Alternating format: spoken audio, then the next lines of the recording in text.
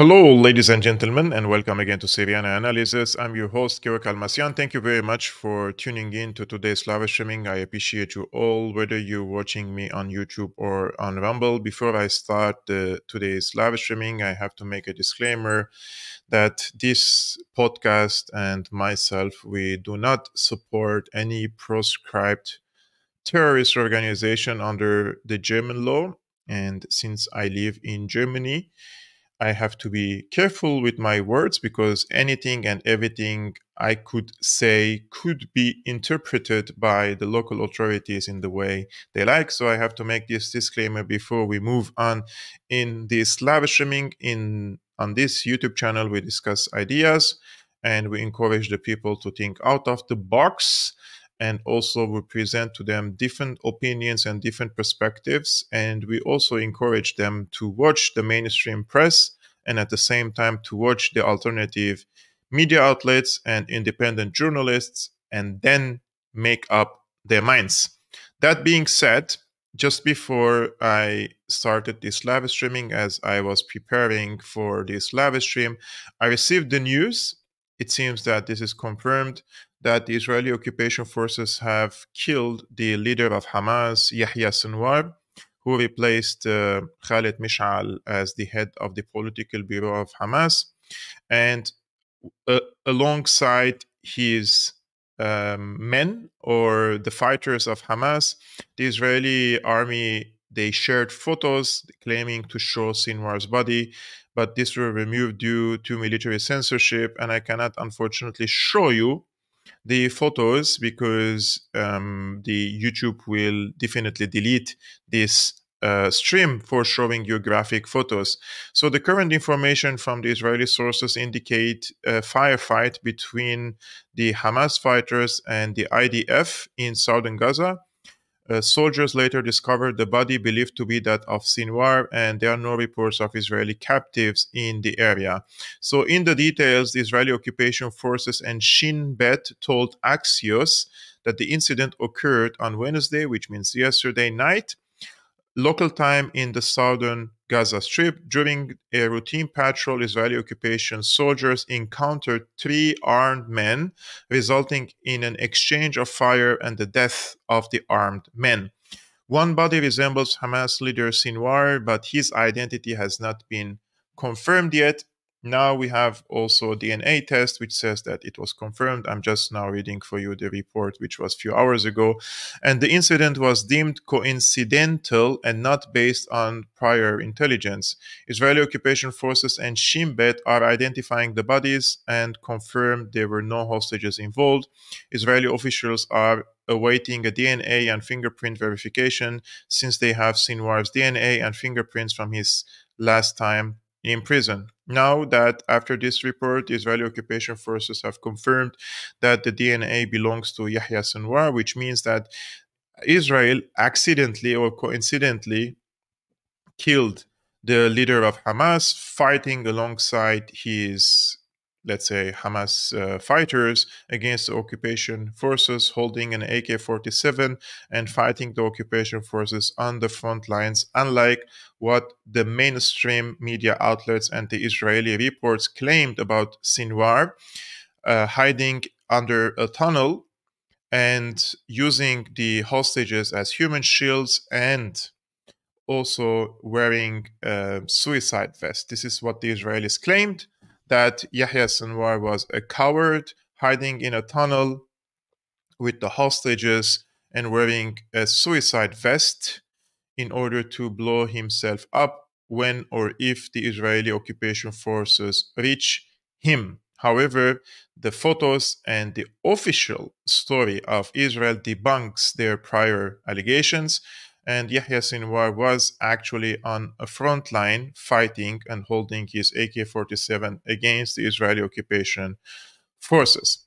Now, I'm going to show you a very short clip of Yahya Sinwar. I'm not a big follower of Hamas's, let's say, development in the past, just like I did with Hezbollah, so I don't claim to be the best, let's say, expert on Hamas. However, I watched a few videos of Yahya Sinwar, and it seems that he was charismatic, And whether you agree with him or not in the planning of October 7th, this is completely something else.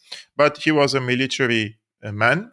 He was in the he was held hostage in the Israeli occupied or Israeli occupation forces, and then he was considered the planner of the October 7 attacks against the Israeli settlements, Israeli army, and holding the hostages for an exchange bargain against the Palestinian hostages with thousands in the prisons of the Israeli occupation forces. Now, I'm going to show you a video of Sinwar, and for YouTube, for the security personnel, those who watch this YouTube channel, they have to know that this is a video by Vice News. And Vice News is a mainstream media outlet, and this interview was held with Yahya Sinwar a few years ago on Vice News, and this is not an endorsement for what he says. However, I'm a responsible journalist,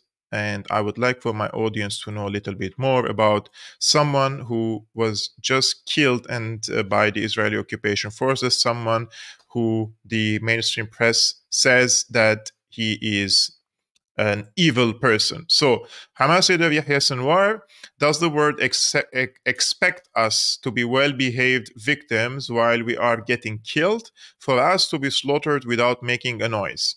So I'm going to show you what he has to say in this case. Take a look.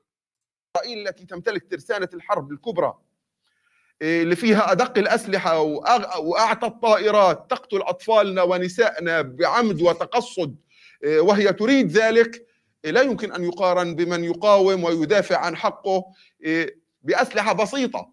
إحنا لو كان لدينا القدرة على أن نضرب صواريخ دقيقة وموجهة تصل إلى أهداف عسكرية لما ضربنا هذه الصواريخ، لكن إحنا مضطرين أن ندافع عن شعبنا بالوسائل المتاحة لدينا. هذا ما هو متاح لدينا. ماذا نستطيع أن نفعل؟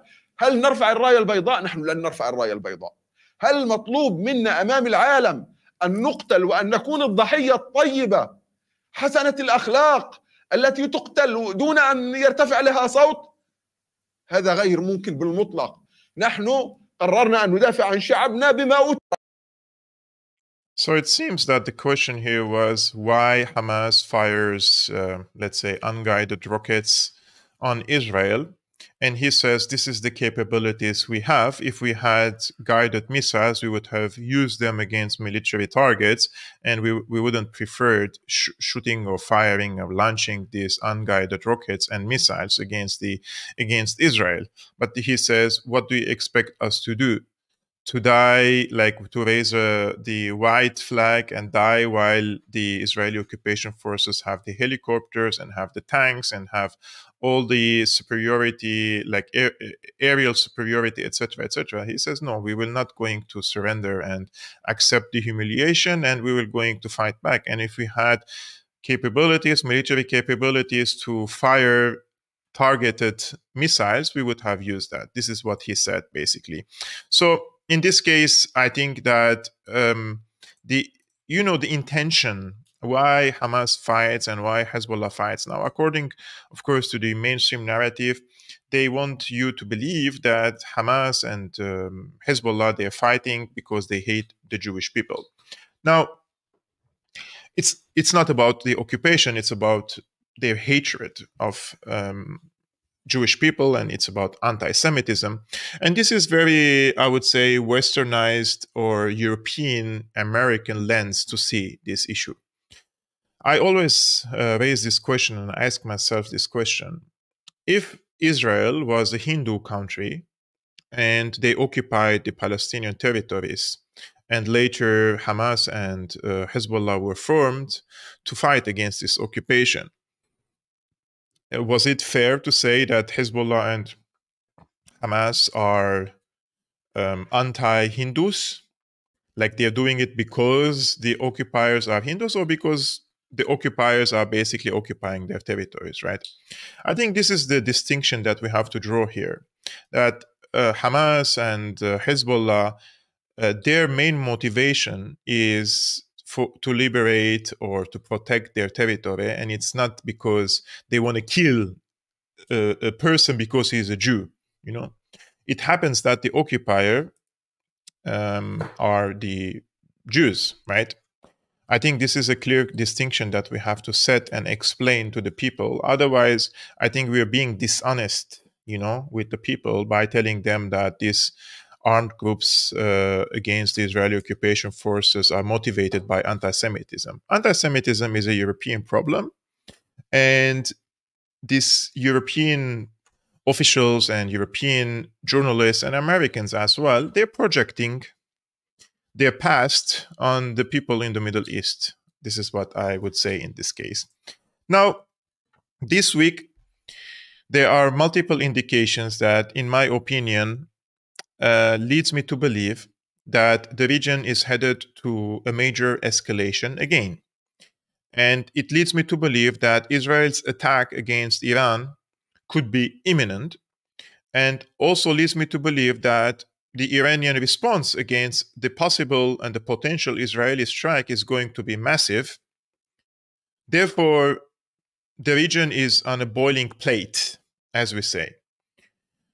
The first indication is the Iranian foreign minister paid visits to the friendly and allied countries in the region, Lebanon, Syria, and the Iraqis and the rest of the allies, so there is an open communication between them.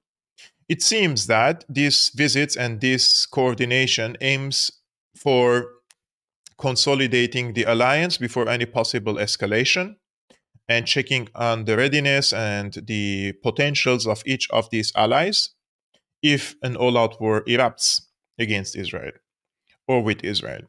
The second indication is the visits of the foreign minister of Iran to the countries. I'm not going to call them enemy countries because Iran doesn't see them as enemies.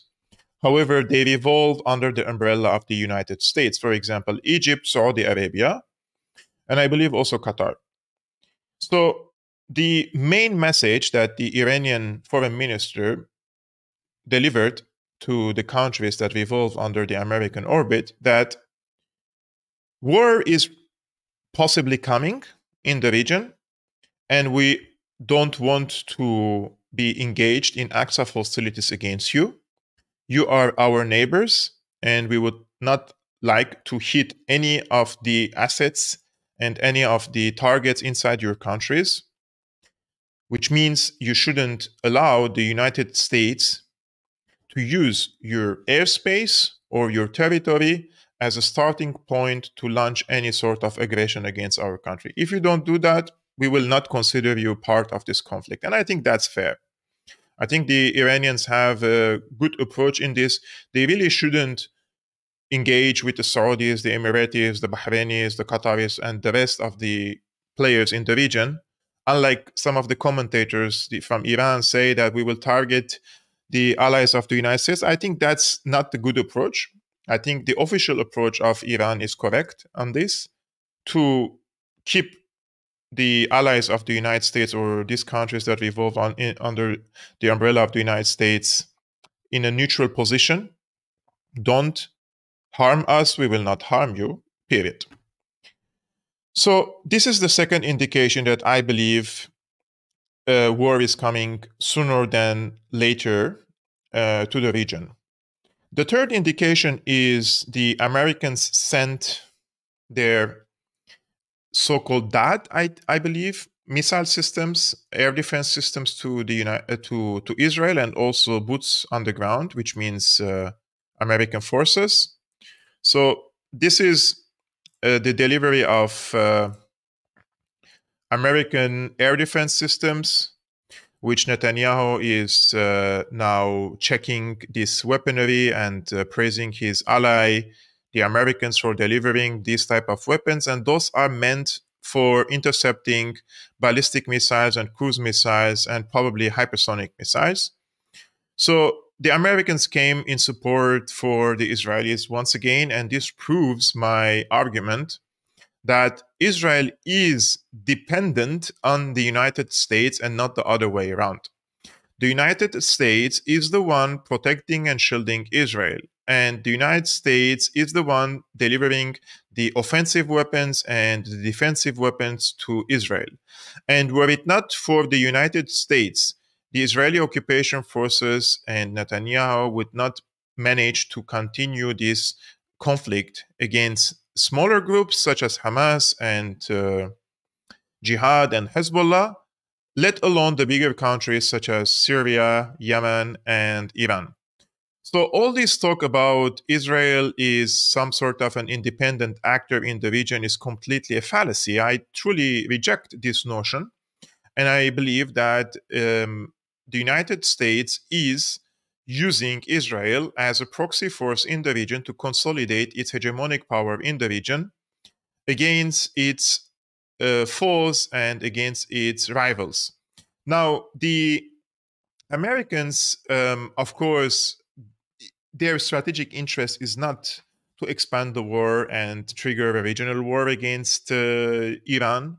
If I am a rational actor, I wouldn't want for this war to be expanded to Iran or for Iran to attack the American assets in the region. However, we cannot really see this through the lens of a rational person, especially that the people in charge of the policy making in the United States, especially the security policies, are people with a zero-sum game mentality. And what I mean by zero-sum game is that they don't believe in a middle ground or a compromise. They believe in America's right for absolute hegemony and supremacy. And they believe that Israel represents the eyes and ears of the United States and also the aircraft carrier of the United States in the Middle East during a challenging time when the proxy war of NATO, headed by the United States in Ukraine against Russia, is not going well.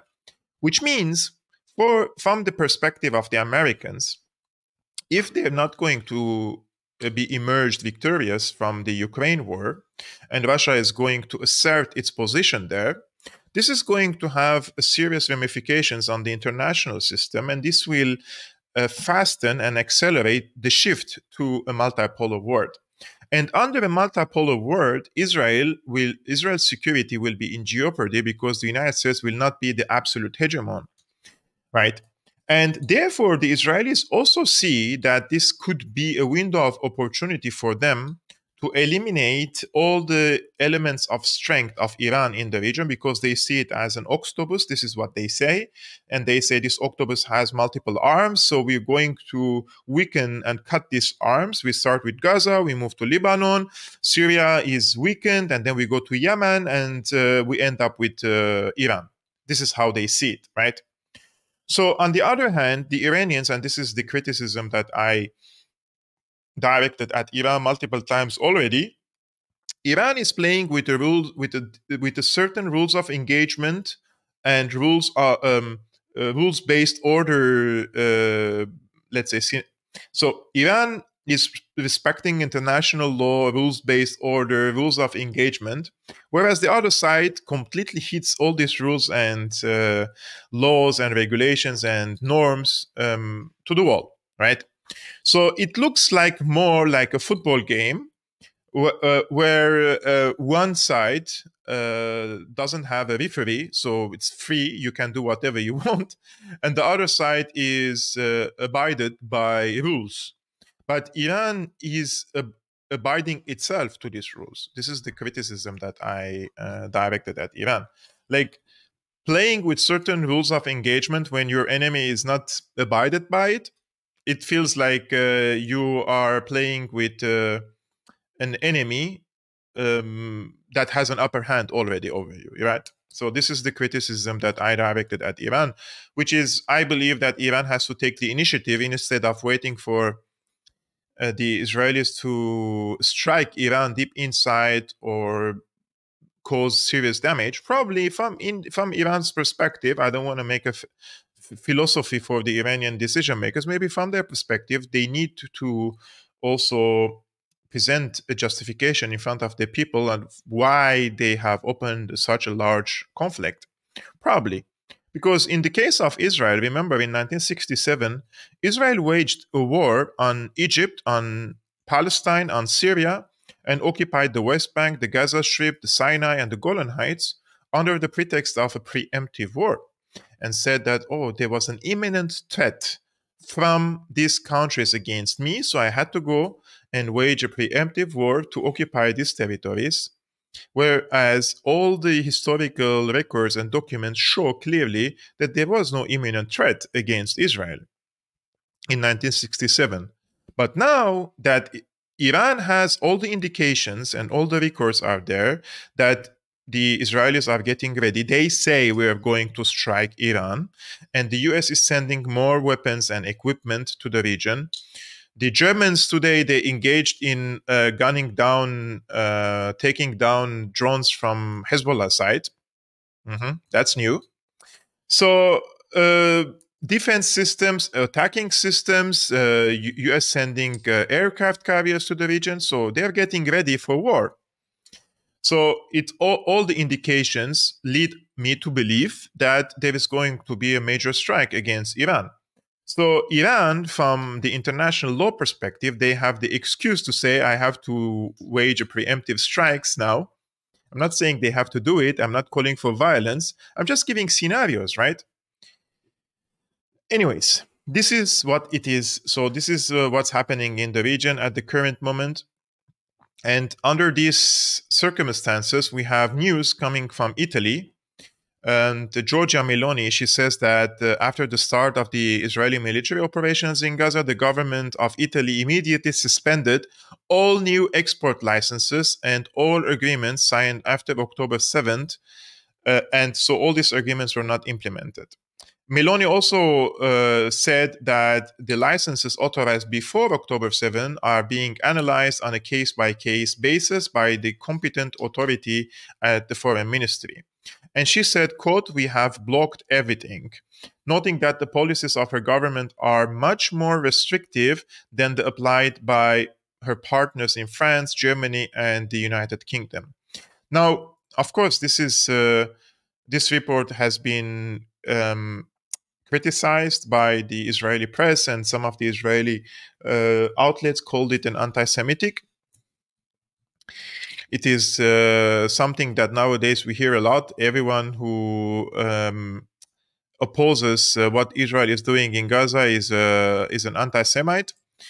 But Giorgia Meloni, which I'm not saying I'm a big fan of her, however, this was in 2018, and she said, quote, if it is still possible to defend the existence of the Christian community in Syria, it is thanks to the government of Bashar al-Assad, Russia, Iran, and the Lebanese Hezbollah. So whether you like her or not, she knows one thing or two about the Christian communities in the region and what happened after the so-called Arab Spring and Obama's Arab Spring, which generated and all this refugee crisis in Europe, which Giorgia Meloni is part of a right-wing conservative party, opposes this type of migration and refugee, accepting an open door policy and refugees, etc., right? And this is one of the reasons why Giorgia Meloni nowadays, she wants to restore ties with Damascus, and she sent an ambassador to Damascus. And if you read what the British, the Times, say about this, and they are clearly upset about Giorgia Meloni, they say why Giorgia Meloni is seeking to bring Assad in from the cold. So why is that? Giorgia Meloni, the Italian prime minister who forced the EU to toughen its asylum policies, is now urging allies to reset relations with the Assad regime in Syria to stop illegal migration into Europe. So they don't really care about Syria. They just want to stop the refugee crisis to Europe, right? There are growing concerns in Europe about a new refugee crisis following the displacement of more than 1 million people in recent weeks because of Israel's attacks on the Lebanese militant group Hezbollah. She said the EU should review its strategy for Syria and work with all actors to create the conditions for Syrian refugees to return home voluntarily, safely, and sustainably. In July, Italy, Austria, Croatia, the Czech Republic, Cyprus, Greece, Slovenia, and Slovakia asked the EU to renew diplomatic links with Syria. Meloni, breaking ranks with other EU and G7 countries, appointed an ambassador to Damascus. The Italian nationalist sees her approach to Syria and a readmission deal with Assad as laying the groundwork for Damascus to take back its people who fled to Europe. She says we must invest in early recovery so that refugees who decide to return find conditions that allow them to reintegrate into Syria, she said. Von der Leyen shares Meloni's fears that the conflict in the Middle East is pushing people into Syria with the threat of spillover over to Europe's shores. A diplomat said the new Middle East conflict is forcing people to hold their noses when it comes to Syria. I don't know if you remember, if you were watching yesterday's live streaming, it was on Wednesday, I told you that I received a phone call. I'm not going to disclose the person and the position of this person, but he received also concerning messages and calls from European journalists and officials, especially in Italy and in Greece, asking him about one of my posts I made on X about the imminent attack of al-Jolani's terror army, Al-Qaeda's franchise in Syria, from Idlib on northern Aleppo and also on northern Hama. Now, they are not really worried about this attack on the Syrian people, and they're not worried that these terrorists have a safe haven in Idlib. The only thing that they are worried about is that if this terrorist attack against the Syrian army and the Syrian army pushes them back and crushes them in Idlib, then they have nowhere to go but to Turkey. And if they go to Turkey and Erdogan blackmails Europe again by opening the borders to Europe, then these Al-Qaeda types will march to Europe and under the guise of refugees, right? Now, I'm not saying that everybody who came or will come in the future to Europe is Al-Qaeda type. Please, this is a very serious issue. However, if 100 people come to the shores of Greece and then they want to move to Western Europe, for example, if one of them or two of them were part of the Al-Nusra Fund, I think that's enough security threat for Europe. This is just what I mean.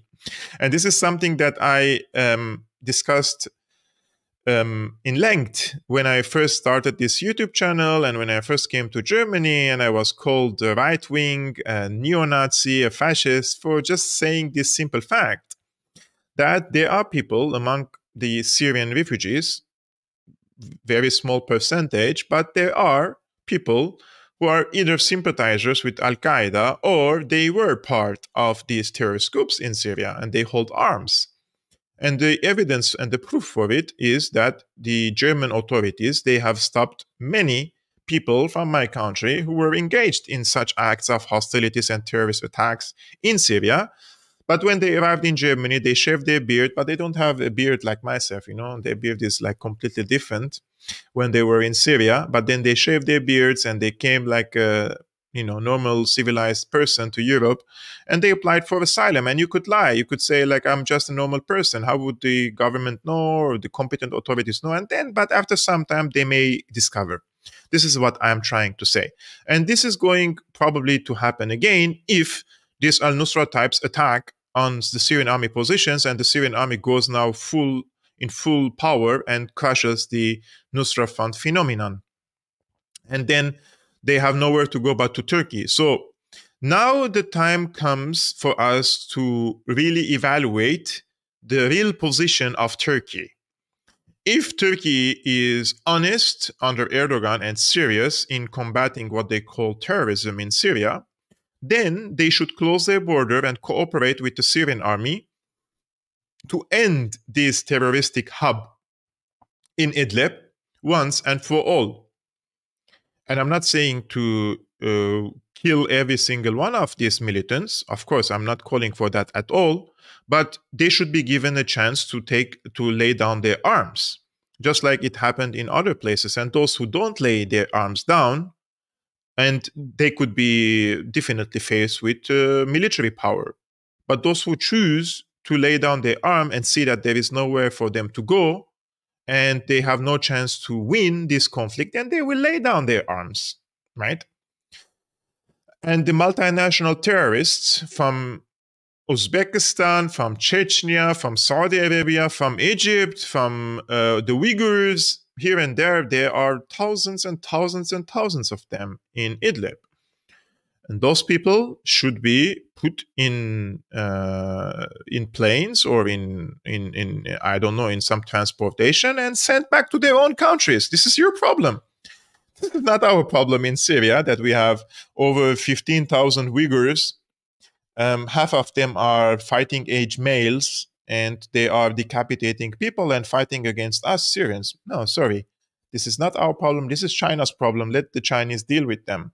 Same goes for if there are any jihadists from Germany, from the UK, from Saudi Arabia, because there were hundreds of them in Syria, right?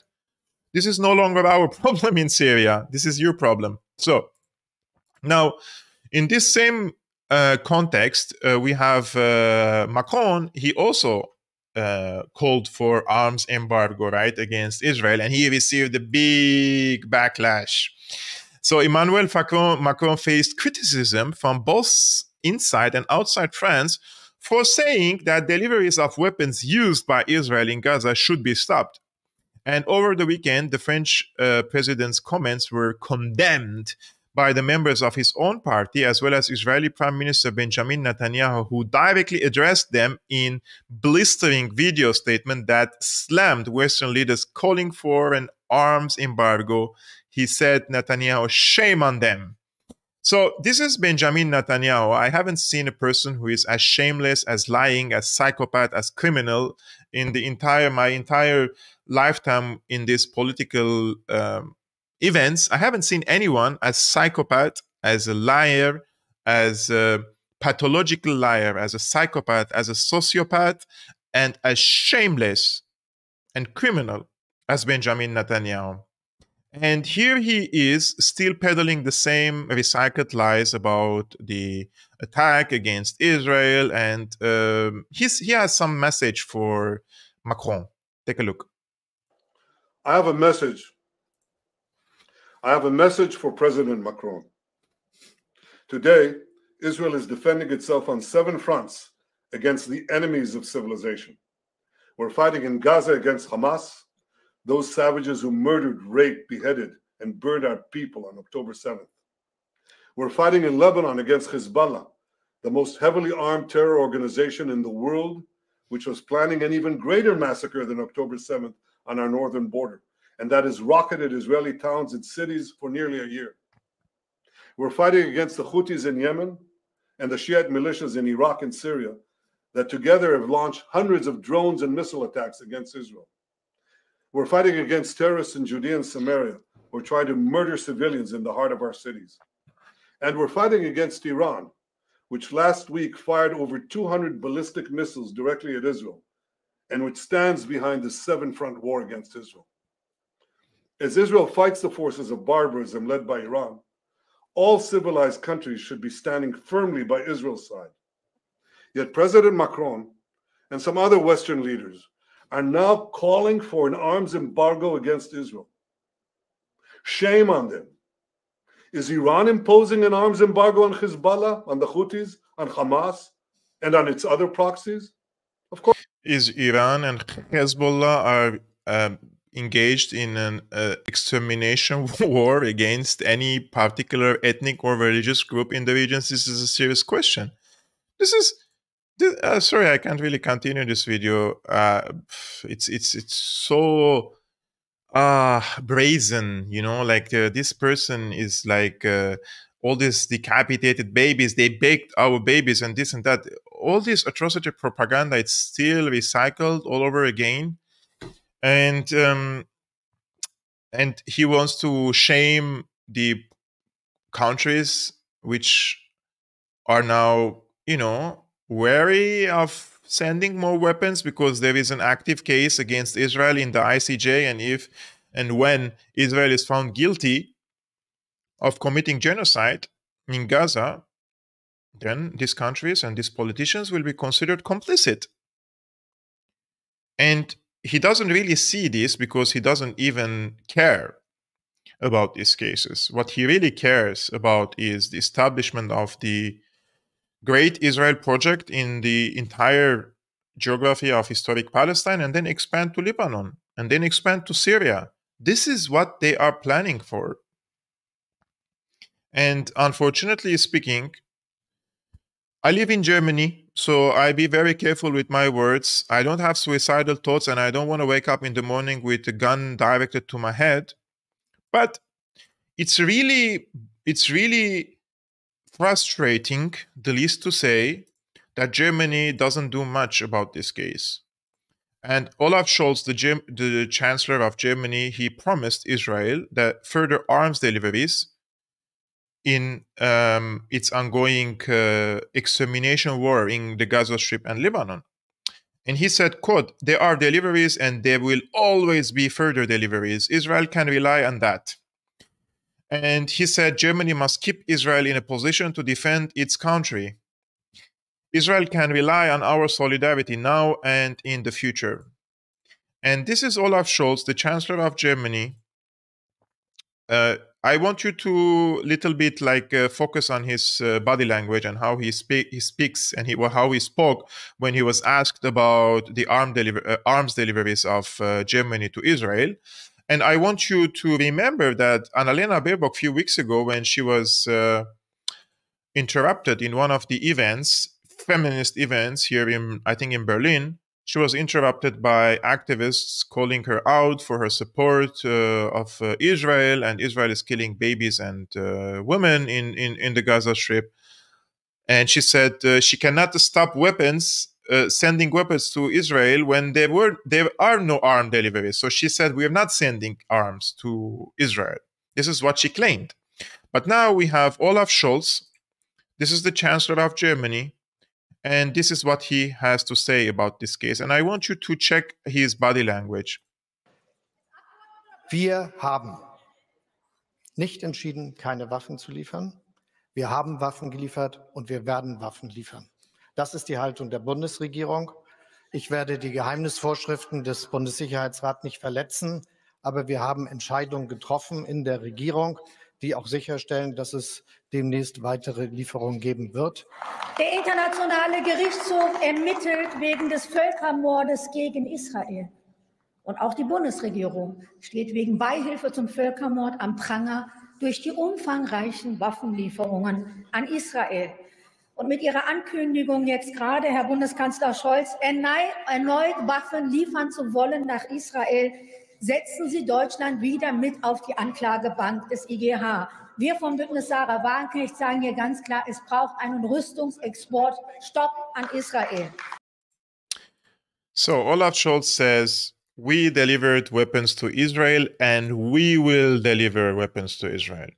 And in the German political class, just for you to know, we have the Sarah Wagenknecht coalition on the far left.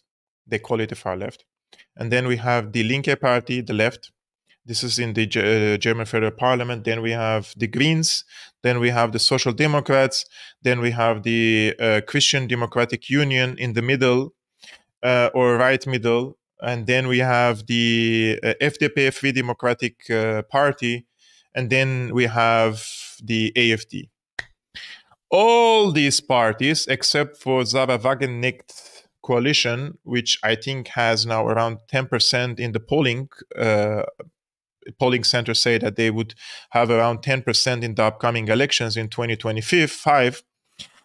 They're the only ones calling for arm embargoes against Israel. The rest are all saying that Israel has the right to defend itself. So, and living in such circumstances, in such a place like country like in Germany now, that most 95% of the political parties support Israel, it is difficult. It is difficult to work in such conditions. I truly hope that sometimes I receive criticism for people telling me, why did you use this word? Why didn't you use that word? Why did you say this? Why didn't you say that?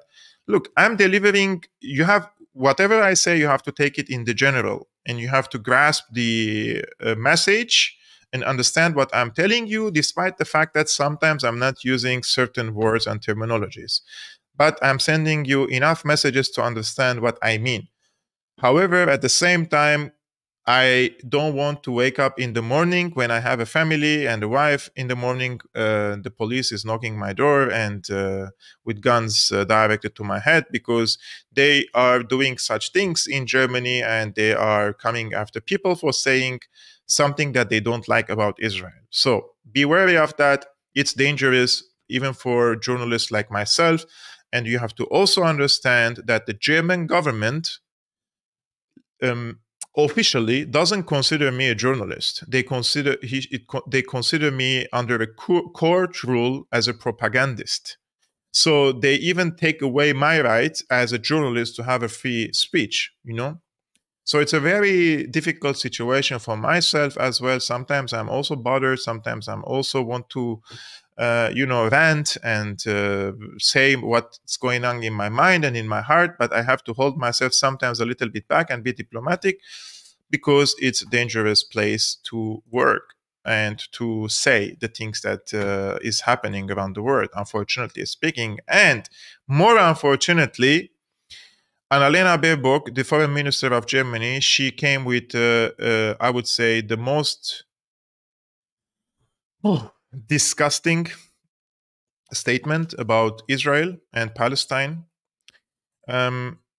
She says Germany won't shy away from helping Israel attack civilians. She didn't say that literally, but this is from the context, because she gave a big green light to the Israelis basically to kill civilians, because in her statement she says basically any civilian infrastructure could lose its civilian protection if they were used by Hamas, basically. First of all, I'm going to show you the video, and I'm going to come and tell you why she is wrong about this. So this is herself. Let's take a look. Die Selbstverteidigung bedeutet natürlich, dass man Terroristen nicht nur angreift, sondern zerstört. Deswegen habe ich so klar und deutlich gemacht, wenn Hamas-Terroristen sich hinter Menschen, hinter Schulen verschanzen, dann bekommen wir in ganz schwierige Themenbereiche rein, aber wir ducken uns davor nicht weg. Deswegen habe ich vor den Vereinten Nationen deutlich gemacht, dann können auch zivile Orte ihren Schutzstatus verlieren, weil Terroristen das missbrauchen. Dazu steht Deutschland, und das bedeutet für uns Sicherheit Israels. So, civilian infrastructure could lose or will lose its protection if they were abused by Hamas. Now, there are a few things about this. And I will tell you what the Geneva Convention says and why Annalena Baerbock is wrong. If a Hamas militant is on a rooftop of a hospital and there is a missile launcher or a rocket launcher on the rooftop of the hospital, and this Hamas militant is firing rockets on Israel, and if there are no civilians inside the hospital receiving medical treatment, so basically the hospital is empty, then the proportionate act is to destroy the hospital and kill the Hamas militant. That is the Geneva Convention. Now, if Hamas militant is over the rooftop of a hospital and firing missiles on Israel, and there are 500 patient civilians in the hospital, it is not proportionate to kill the Hamas member via a bunker cluster bomb and kill the 100 patients in the hospital, basically. The same logic should be applied to if there is a terrorist now from ISIS who is hiding inside a hospital, and I'm not comparing Hamas to ISIS, just an example here in Germany. Will the German government use cluster bombs or carpet bomb the hospital to kill one ISIS member or even any other gang, for example? No, because there are probably 500 patients in this hospital, right? Now, even in these conditions that I have set up, there is no evidence that Hamas is using these hospitals, these schools as a ground for active offensive against Israeli targets.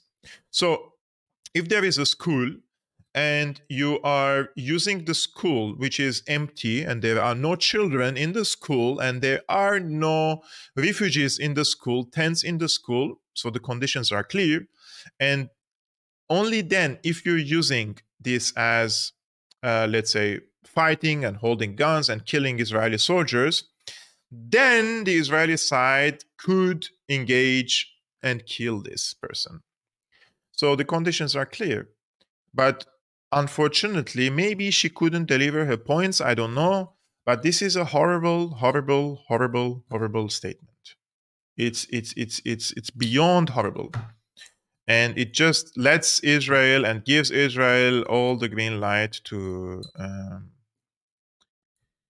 kill as many Palestinians and then say Hamas is using civilians as human shield. I'm just checking the comments. Hallo und sehr gut, Kevork hat die Gesetzlosigkeit versus Olaf Scholz und den Ampelparteien aufgezeigt. Ich darf das sagen, Baerbock ist besonders gesetzlos. Sie leistet Beihilfe zum Völkermord, Straftaten. Ich stimme dir zu, Martin, aber was man kann sagen, eigentlich. Sorry for speaking German, I received a German comment. It's difficult to comment on these cases and stay your calm head. You know, it's really difficult. And despite these statements, so this is what they say in public, right? But under the table, when they are communicating with the Israelis, what do the German politicians tell the Israelis? So the German Bild magazine, which is a mainstream press, they said that, or revealed, secret information claiming that Robert Habeck and the foreign minister Annalena Baerbock from the Green Party, and they are part of the, of course, governing coalition alongside Olaf Scholz's Social Democrats, they withheld approval for arms exports to Israel, asking for Israel first assurances that it would not use German weapons in a genocide. So our criticism is legit here. We know Israel is using these weapons for a genocide. And they know this. But they're trying to do it under the table. You know what I mean? And because there is a War Weapons Control Act in Germany, and the government must ensure that these delivered arms aren't used to strike civilian targets. And unfortunately, but this is the case. So what is Germany is doing about it? In public, they are still saying we will send more weapons, but under the table, they're trying to force Israel to sign a clause forcing Israel not to use German weapons in genocide. But Israel rejected that up until this moment. And unfortunately, the role of Germany is increasing in the region, but not as a mediator, which I would like to see Germany as a mediator in the region, trying to solve the conflicts in a diplomatic way.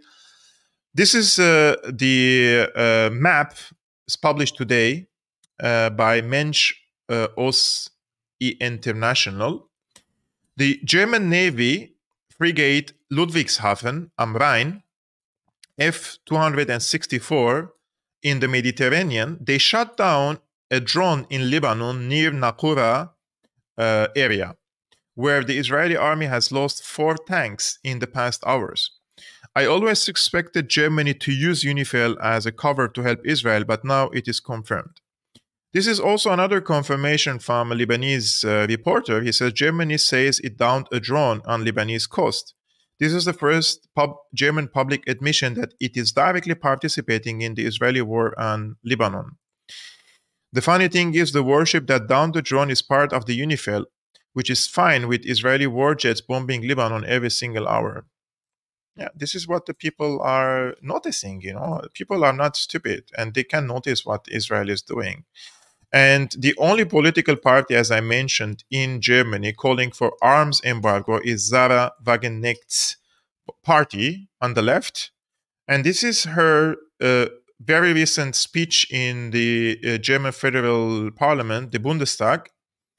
And I will show you, she had only 3 minutes to give a speech. This is the second half of it when she speaks about Gaza.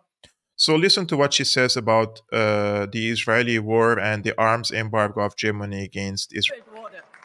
Und Frieden braucht natürlich auch der Nahe Osten. Mehr als 40.000 Menschen, die Hälfte davon Kinder, sind bisher in Gaza ermordet worden. Im Libanon droht das zweite Gaza. Selbst UN-Soldaten werden von Netanyahus Truppen attackiert. Aber Sie, Herr Scholz, wollen weiter Waffen liefern und machen sich so mitverantwortlich für Kriegsverbrechen.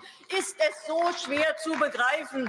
Waffen bringen keinen Frieden nirgendwo auf dieser Welt. Und Terrorismus lässt sich auch nicht mit Terror besiegen. Und apropos Terror, Ende des Jahres will die Ukraine auch noch die letzte russische Gaspipeline nach Europa abklemmen. Diesmal freundlicherweise ohne Taucher und Sprengstoff. Trotzdem droht der nächste Gaspreisschock. Und jeder weiß, die hohen Energiepreise, die unsichere Versorgungslage, das ist der Hauptgrund für unseren wirtschaftlichen Niedergang. Und was sagt unser großer Wirtschaftsminister? Er habe das Land in Fahrt gebracht wie kein Minister zuvor. So viele gute Gesetze, also im normalen Leben würde man sagen, ein Fall für den Arzt. Doch es gibt Hoffnung. Die SPD hat gerade wieder ihr Herz für die kleinen Leute entdeckt. Normalerweise stehen dann bald Bundestagswahlen an. Hoffen wir mal, dass es diesmal auch so ist. I mean, the problem is that even though Zara's party is gaining momentum, probably the maximum they are going to get is like 15% next year elections, and they will probably not be, most likely not going to be part of the coalition. If it was for me, I'm not a German voter, and even if I receive a German passport, I don't really find myself like eligible to vote, because I truly think that the German people who were born and raised here and their ancestors were from here, they have the right, also the moral right, civilizational right, the cultural right to vote. Like I myself, I just came like 9 years ago. Who am I to vote and choose the outcome of any election? This is how I see. I don't know. Maybe some people disagree with me, but I don't think that it's up to me to give votes and elect politicians. But if I was a German, I was born and raised here, and my parents are from Germany. And if my priority is foreign policy and peace with Russia and end this extermination war against the Palestinians, then I would vote for Zara's party, Zara Wagenknecht's party. This is what I would say about this, right? However, not everyone likes what Zara says. And we have now a backlash by the Zionist lobby in Germany against her. And the Zionist lobby, this is from our friends Florian Wawek's page. I'm going to translate the page into English. So Volker Beck, which I blocked him because he's stalking and harassing everyone who posts pro-Palestine content in Germany. He is a politician from the Green Party with a non-affinity for crystal meth, according to this journalist, declares in his role as president of the German-Israeli Society, he declares that Zara Wagenknecht to be the fifth column of Moscow and anti-Zionist stormtroop of Tehran. The speed with which the brutalization of political discourse is progressing in this republic is truly breathtaking. He further claims in his contribution for the Jüdische Online, this is the Jewish magazine, that the Middle East policy of Bündnis Zara Wagenknecht, or the coalition of Zara Wagenknecht, is in the spirit and sphere of influence of Palestinian terrorists and the RAF, the Red Army faction. Level of confrontation with the political opponent in the year of our Lord 2024. So this is what he published. Wagenknecht ist nicht nur die fünfte Kolumne Moskaus, sondern auch die antizionistische Sturmtruppe Teherans. So she is accused of being a fifth column for Moscow and for Tehran. This is how things work. And for even a politician like Zara Wagenknecht, who has big popularity in Germany, it's the unfortunate situation. I have read some of your comments calling me to leave Germany and go to other places like Hungary. I don't know where other places they are you were telling me it's a very difficult situation, my friends, but I have to make another stream and conversation with you about this case. But rest assured that I'm not very happy to live in under such circumstances. This is all what I have to say for this time. But if you like this stream, this conversation, this content, I would really appreciate it. Before leaving this stream, hit the like button and check if you're subscribed. 60% of the people watching this content are not subscribed. It would be great support for me if you subscribe. And also, if you want to support the independent work I'm doing, you can become a patron. The link is scrolling now on the screen. Patreon.com/Syriana Analysis. And I will see you tomorrow on Friday, 5 p.m. Central European Time, 11 a.m. Eastern American Time. Peace be upon you guys and upon your families. Salam.